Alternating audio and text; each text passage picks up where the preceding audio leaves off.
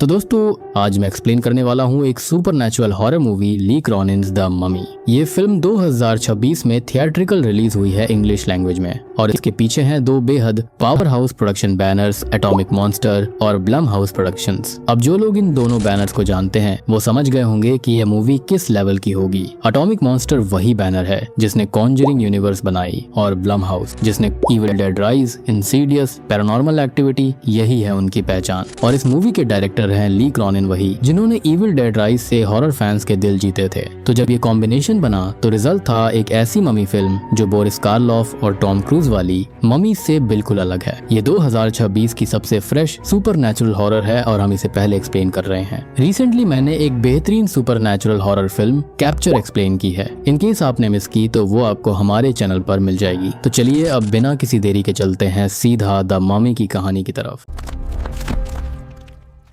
Lee Cronin's the mummy.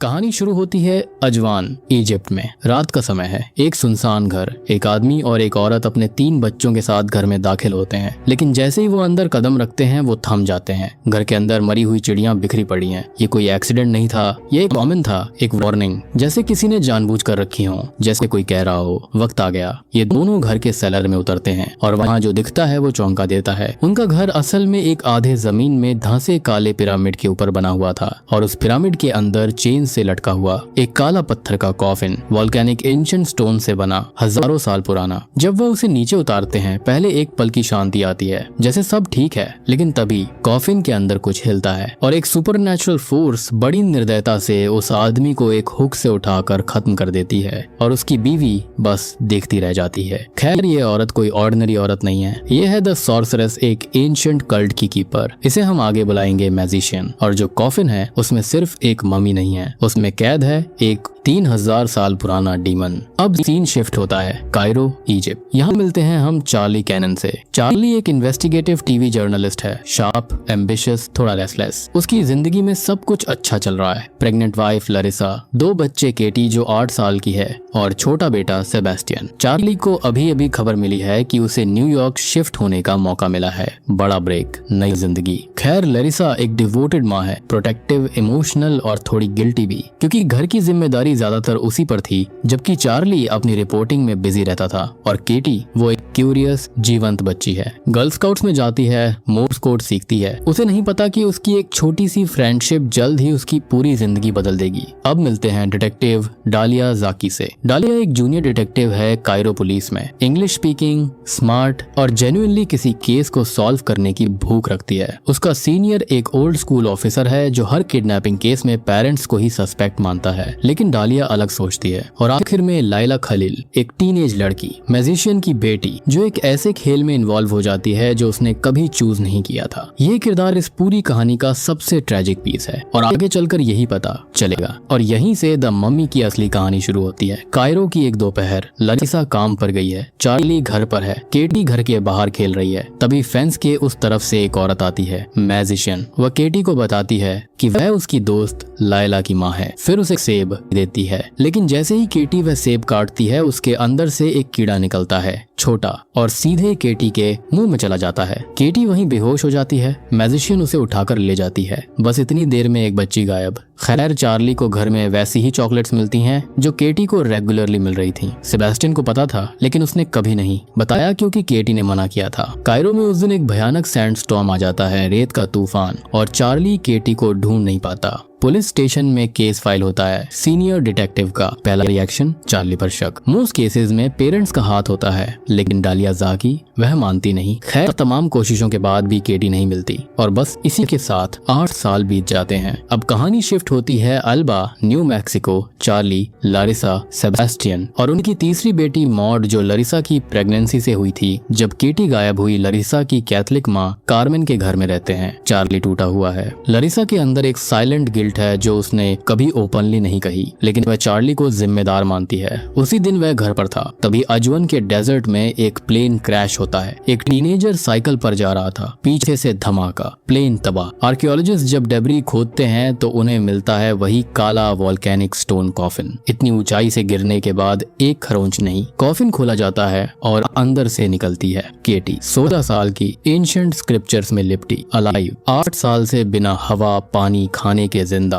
केटी को जब hospital में रखा जाता है तो डॉक्टर्स हैरान हैं। उसकी स्किन पेल और ड्राई है जैसे किसी मम्मी की, नेल्स इतने लंबे और सख्त कि मेटल कटर से भी मुश्किल से कटे। बस एक चीज, वह हर किसी पर हमला करने की कोशिश करती है। डॉक्टर्स कहते हैं डीप ट्रॉमा है, प्यार से ठीक होगी। चार्ली और लरिसा उसे घर ले जाते हैं। फर्स्ट फ्लोर का रूम जो 8 साल से लरिसा ने सजा कर रखा था, क्योंकि एक माँ कभी भूलती नहीं। खैर, लेकिन केटी का बिहेवियर घर में और अजीब होता जाता है। रात को वह अपने रूम से निकलती है, वेंट्स में घुस जाती है। घर के सारे रूम्स वेंट से कनेक्टेड थे और वह उनमें किसी जानवर की तरह क्रॉल करती है। घर के बाहर कॉयोटीज घूमते हैं, वुल्व्स दिखते हैं। नेचर खुद सेंस कर रही थी कि यहाँ कुछ गलत है। चार्ली वेंट्स को स्क्रूज से बंद कर देता है, लेकिन एक रात मॉड बाथरूम जाने उठती है और केटी अपने बंद रूम से उसे आवाज देती है। पहली बार केटी की आवाज, तू बिल्कुल उसी उम्र की है जब मैं गायब हुई थी। मॉड डरती है, भागने की कोशिश करती है, लेकिन डोर के नीचे से केटी की जीभ बाहर आकर मॉड के पैर चाटती है। मॉड को हवा में खींचा जाता है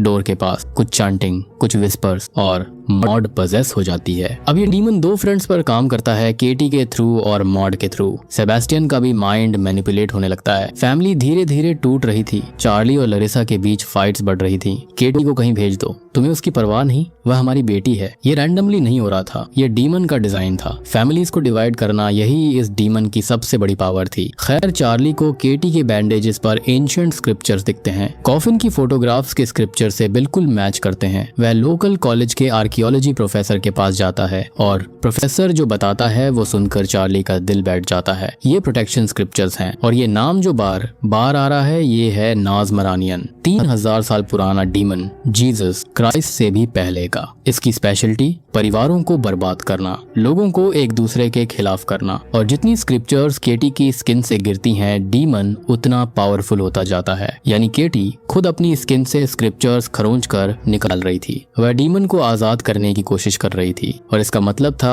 टाइम बहुत कम बचा था। इसी बीच डालिया ज़ाकी एक क्लू पर काम कर रही है। चार्ली उसे लाइला का नाम बताता है जो केटी ने मोर्स कोड में टैप किया था। डालिया को फुल नेम चाहिए। चार्ली घर के पुराने ट्रंक्स छानता है और उसे मिलता है एक card Laila Khalil Cairo address के साथ, और उस कार्ड में वही कैंडीज हैं जो मैजिशियन ने केटी को दी थी। लाइला की माँ ने ये सब प्लान किया था और लाइला को इसमें फोर्सिबली इन्वॉल्व किया था। डालिया उस एड्रेस को ट्रेस करती है कायरो के बाहर, डेजर्ट के बीच, और जो वो देखती है उसे रोक नहीं पाती। और यहीं पर दोस्तों असली सच्चाई सामने आती है। नाज़मरानियन, ये नाम एंशिएंट मेसोपोटामियन टेक्स्ट में मिलता है। एक एंटिटी जो इंसानों की दुनिया में तब आई जब पहली बार किसी कम्युनिटी ने एक दूसरे पर विश्वास करना छोड़ा। ये डीमन ट्रस्ट को पॉइजन करता है, परिवार को तोड़ता है, प्यार को नफरत में बदल देता है। 3000 साल पहले इजिप्ट में एक पावरफुल सॉर्सरस फैमिली ने पहली बार इसे मम्मीफिकेशन रिचुअल के जरिए एक लिविंग बॉडी में कैद किया। रिचुअल इस तरह था, एक लिविंग होस्ट को कॉफिन के ऊपर लटकाया जाता था।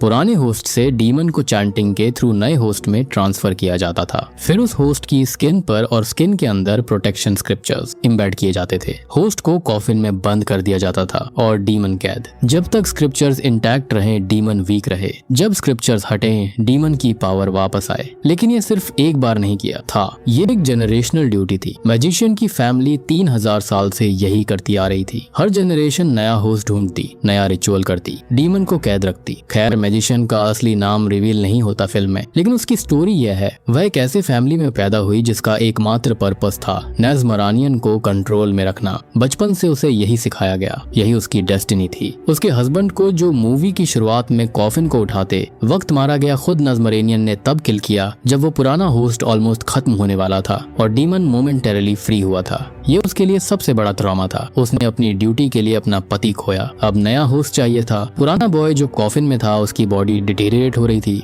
डीमन को एक छोटे बच्चे की बॉडी चाहिए थी, क्योंकि जितनी छोटी बॉडी उतना लंबा चले, बार बार रिचुअल की जरूरत न पड़े। मैजिशियन ने एक प्लान बनाया। उसने अपनी बेटी लाइला को, जो उम्र में केटी के बराबर थी, फोर्सफुली केटी की फ्रेंडशिप में इन्वॉल्व कराया। A friendship that was never real. लेकिन लाइला वह नहीं चाहती थी ये सब। उसने माँ से कहा था मैं ये नहीं करूंगी। माँ ने जवाब दिया था अपने तरीके से। लाइला की जीभ काट दी ताकि वह कभी किसी को सच न बता सके। एक माँ ने अपनी बेटी के साथ यह किया। VHS टेप जो लाइला ने डालिया को दी उसमें रिचुअल का डॉक्यूमेंटेशन था। मैजिशियन खुद कैमरा पर बोलती है ये 8वां ममिफिकेशन होने वाला है, अगली जनरेशन के लिए रिकॉर्ड कर रही हूँ। जो बॉडी जितनी छोटी होगी उतना लंबा डीमन कैद रहेगा। होस्ट नेचुरली खत्म होने तक ये कॉफिन सील्ड रहेगा। यही हमारा कर्तव्य है। हमारा खानदान 3000 साल से यही करता आया है। और टेप में दिखता है केटी रोते हुए, बार बार एक ही बात कहते हुए, मम्मी पापा मुझे जाने दो प्लीज। केटी के बैंडेजेस स्क्रिप्चर्स तेजी से गिर रहे हैं। डीमन अब ऑलमोस्ट फुली पावर्ड है। कार्मेन लरिसा की माँ केटी के रूम में प्रेयर करने जाती है। केटी रिएक्ट करती है और फिर कार्मेन की नोज तोड़ती है। होली क्रॉस और रोजरी से उसे बांधती है। विंडो से बाहर फेंक देती है। नीचे कायोटीज इंतजार कर रहे थे।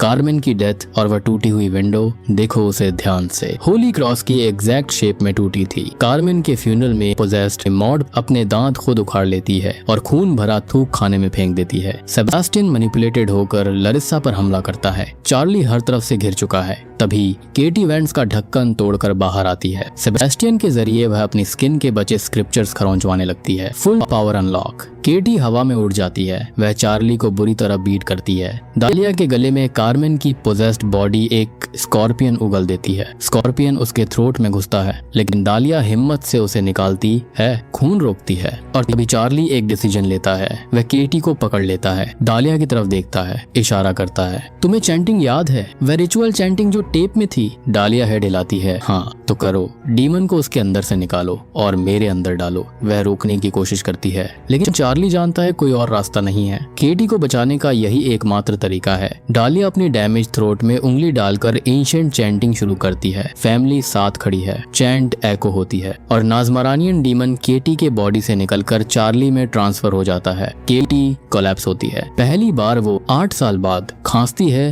रोती है। और दोस्तों याद है वो सीन जो मैंने शुरुआत में दिखाया था? वो बेसमेंट, वो कॉफिन, चार्ली का खुद उसमें जाना। अब समझ आया, वह सुसाइड नहीं था, वह डिस्पेयर नहीं था, वह एक बाप का सबसे बड़ा सैक्रिफाइस था। उसने अपनी बेटी को बचाने के लिए वह जिंदगी चुनी जो केटी ने 8 साल जी थी। कॉफिन के अंदर डीमन के साथ चार्ली को बेसमेंट के कॉफिन में बंद कर दिया जाता है। स्क्रूज लगते हैं, ढक्कन बंद होता है लेकिन अंदर से एक आवाज, tap tap tap, I love you. Katie coffin के बाहर से टैप करती है, आई लव यू पापा। लेकिन कहानी यहाँ खत्म नहीं होती। कुछ वक्त बाद लरिसा डालिया को कॉल करती है। चार्ली के बारे में बात करनी है। कायरो की एक जेल, एक सेल। मैजिशियन जो डालिया की गोली से जिंदा बची थी वहाँ बंद है। एक नर्स रोज उसका इलाज करती है लेकिन वह नर्स आज अलग है, वह लरिसा है। डालिया सेल में आती है और पोजेस्ड चार्ली को लाया जाता है। डालिया मैजिशियन के सामने कहती है जो तुमने किया नाजमारानियन को कैद रखना शायद दुनिया के लिए सही था, लेकिन जो तरीका तुमने चुना एक इनोसेंट बच्ची को उसके घर से चुराकर वो गलत था। हर फैमिली के लिए उसका बच्चा